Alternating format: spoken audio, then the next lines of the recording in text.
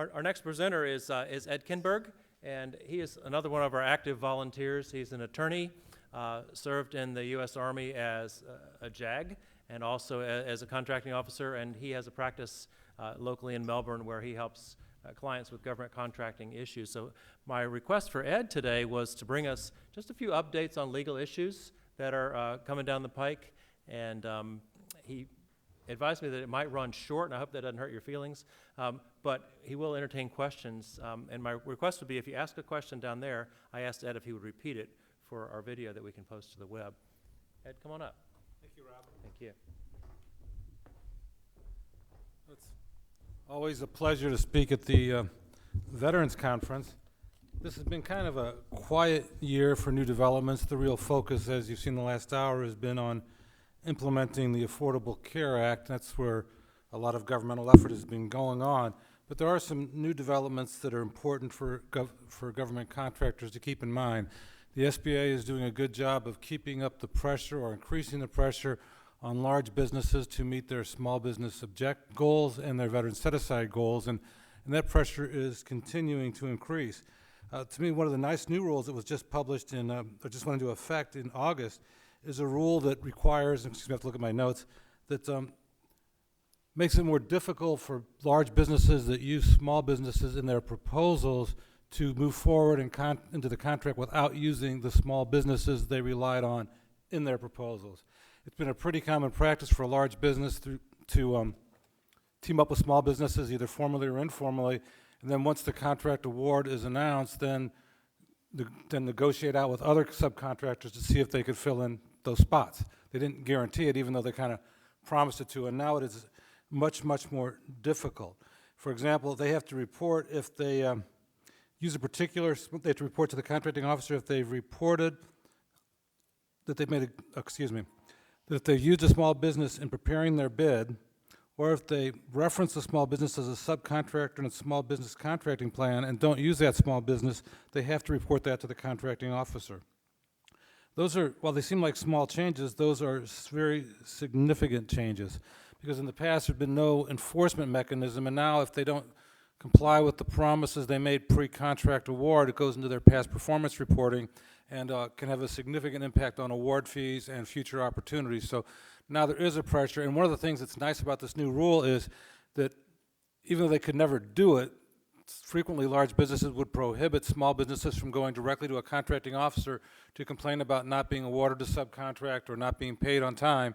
And this new rule specifically prohibits large businesses from including provisions like that in their contracts. So if you're a small business and you feel like a large business has led you into a teaming agreement, and again I use informal or informal teaming agreement, then you can go to the contracting officer and say, hey, did they report to you that they didn't use me because they were required to use me? And another interesting part of it is if they fall more than 90 days behind on payments to any small business subcontractors, they have to report that to the government and can be penalized if that happens more than 3 times in a year. So there's a strong incentive on them to pay, on large businesses, to pay small businesses on time and to honor their pre-prime contract award promises to utilize small businesses. To me, this is a very significant change. It's been a major area.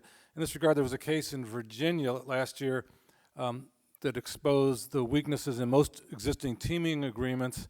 It's called the Cyberlock case, but the law they relied on, even though it was in the state of Virginia, was consistent with virtually every state in the United States. As a contract is only a contract if there's actually enforceable obligations under the contract.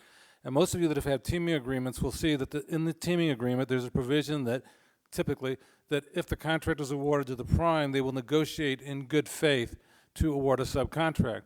Well, that's a big out for a prime contractor because frequently the subs have not seen the subcontract, and the primes during the final rounds of negotiations, if it's a negotiated contract, will make concessions to the government, frequently in the subcontractor's pricing areas, and then tell the subcontractor, well, it's time to negotiate in good faith, and you're going to have to give us a better price than you did when we put together the team.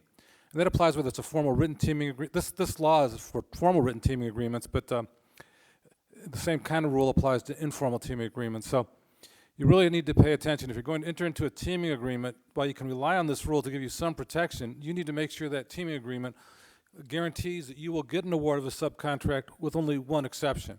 And that one exception that is universally recognized by the courts as a legitimate exception is if the government somehow objects to it. The government can't be forced to do business with someone it doesn't think is appropriate to do business with, so that will remain in the contracts. But bottom line is if you're going to have an enforceable teaming agreement, the teaming agreement has to provide that you will be awarded a subcontract, not that you will negotiate a subcontract. There was a very famous patent case a few years ago, and while it's a patent case and not in government contracts, it illustrates a very important principle. In the case, these researchers working for one university said, in the first university, I agree to give my rights to this university, and that's all it said. He left that university, went to another one, began on the same project, and said, I hereby grant all of my rights. And even though this product was worth billions of dollars when it eventually got developed, because the first contract said, agree to, the courts found, well, that's a future act, and we don't have any evidence an agreement ever happened. So before he signed the one that says hereby assigned, so he still had all of his rights at the hereby assigned time, and even though the first big contractor spent most of the money on developing the product, the second one in line actually got to benefit all of that research. So, language does become critically important. So it is a new SBA rule. A lot of you may not realize this, but if you go to regulations.gov, you can put in code word, you can set it to give you reports on all the new regulations that come out affecting government contracts. I do that and regularly get routine announcements on it. That's a really important point to keep in mind.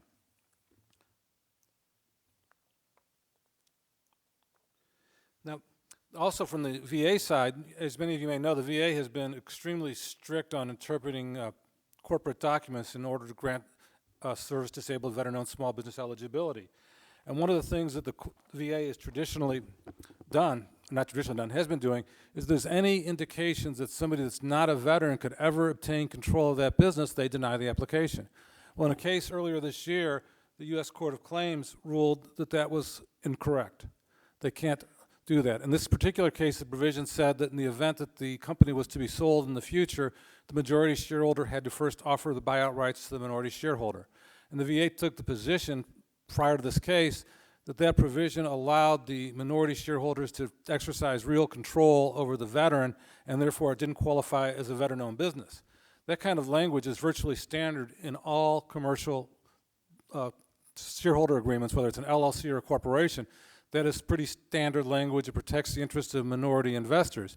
And the end effect of the VA's rule was it killed a lot of small veteran-owned businesses from being able to participate in the program because they had minority investors that wanted to see veterans succeed, were willing to invest and serve on the board, but if the veteran left, they wanted the right to be able to take control of that business before it went to strangers. Basically, they don't want to be forced to do business with strangers. That's what the purpose of those provisions are.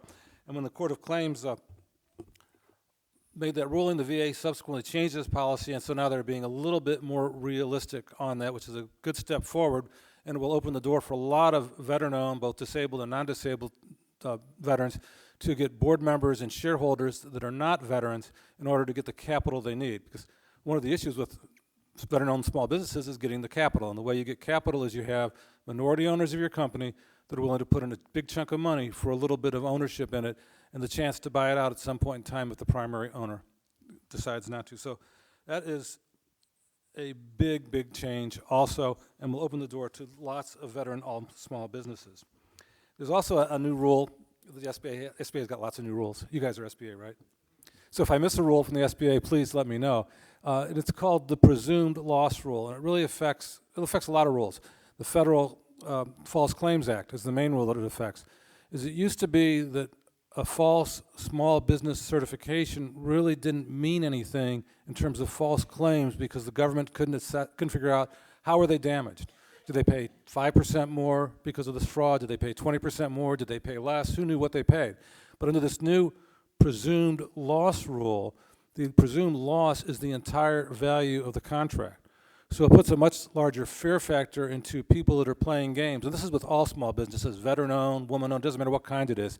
If it's found out that if it's determined that that small business did not meet the control and ownership requirements of the SBA, of the law. I shouldn't say the SBA. The SBA only enforces the law. I just like to refer to them because they're the ones that do the enforcement for the most part. If it doesn't comply with the if they don't have control and ownership, and it's $1 million contract, under the False Claims Act, the government can recover 3 times the value of that contract, or $3 million.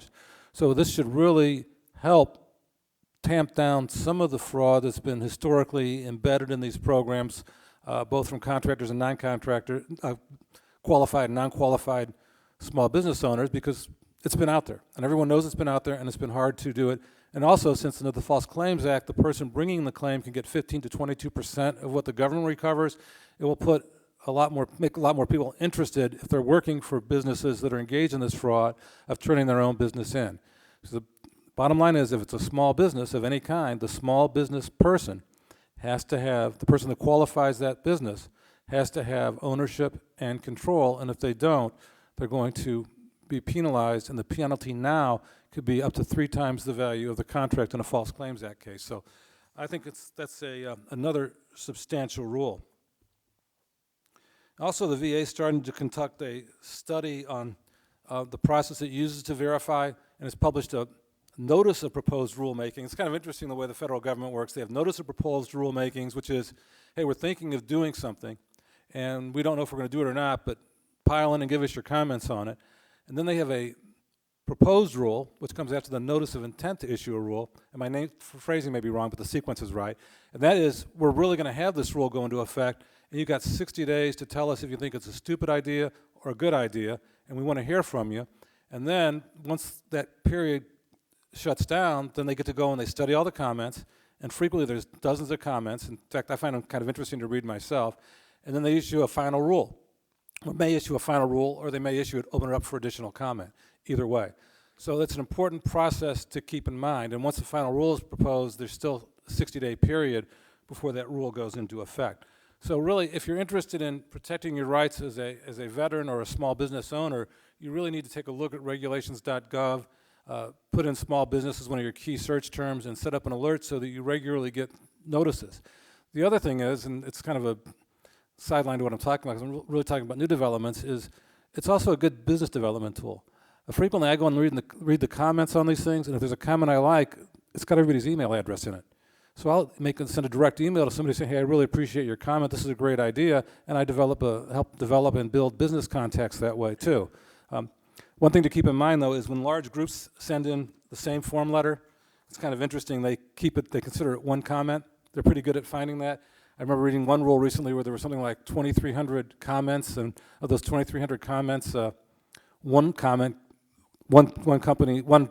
organization had sent in 2,299 of those comments, so they were all considered as one for purposes of evaluation. So if you do get involved in a mass letter writing campaign, make the letter extremely personal, take the form that you were given by your organization and put in personal stories and anecdotes, change the wording around, and make sure it's your personal message, because if it's not, it will get lost in the crowd and won't be considered. Let's see.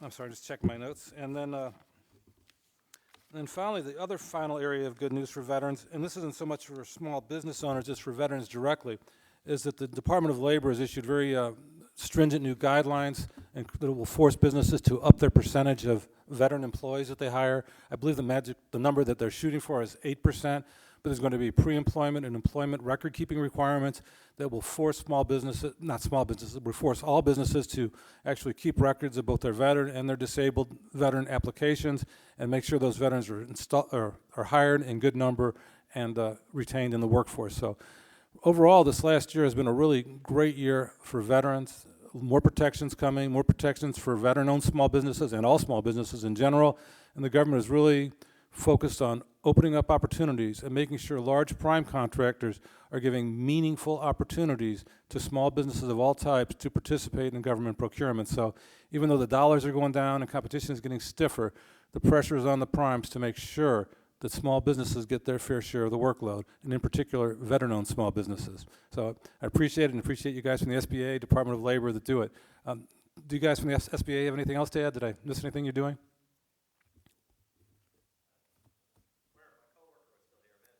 Yeah. So basically, that wraps up what I have on new developments. I said it's not a lot this year, but I think it's significant. You know, kind of in wrapping it up, it's kind of interesting, is a lot of these laws actually come out of the early 70s Vietnam Veteran Air Act. And they all go back to that law, so really, we're kind of, in a way, kind of changing these laws and also honoring our older veterans as well as our new veterans, because they haven't changed the law. It's still the Vietnam Era Veteran Readjustment Act that catches in most of these laws, so we haven't lost sight of some of our oldest veterans that we have right now. So I want to thank you for coming, and if you have any questions on government contracting opportunities for veterans or small businesses, please speak up. Question for you.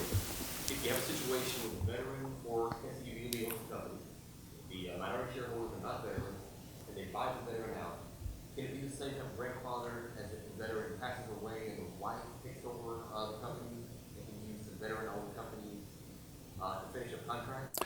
I'd have to double check. I don't believe so, no. Oh, excuse me, to finish a contract, yes. I'm sorry. The question was, if the veteran passes away or becomes disabled and can no longer work and no longer able to control the company or own the company, can the company finish off the contracts it has with when the non-veteran shareholders buy out? And I mentioned that there's a case where it's clear that when a wife takes over, they can do that. And the answer is yes, when you're saying qualify with the words finish the contract. Once a business is awarded to you in your special status, you will finish that contract, whether it's a one-year contract or not. Now, if it's an option contract, when they exercise the options, you are required to recertify, and they could not get the option years. But all work will be completed regardless of any status changes during the life of the contract. The same also applies when contractors get suspended or debarred. You read about some of the big guys getting suspended, but it really doesn't have any impact much on them because they continue all of their existing contracts, and within 90 to 180 days, they work out an agreement to what they call a compliance agreement that kind of fixes the suspension issues, and they continue working and bidding. So it doesn't have a substantial impact. It slows them down a little bit. But as a general rule, unless there's clear fraud involved, in which case the contracting officer always has a right to terminate a contract. But absent fraud, when there's a change in status from the time of award throughout the life of the contract, that change in status has no effect on the continuing operation of that particular contract. Any other questions? I know this is kind of a quick overview of what we have, but overall I'm positive. I think it's been a great year for veterans, and I want to thank the Small Business Development Center and Rob Pickett for organizing this great conference. It's nice to have every year kind of a refresher of where we're at and where we're going in the future, and I think where we're going in the future for veterans is just a great place. Thank you, Rob. Thank you, everybody, for coming.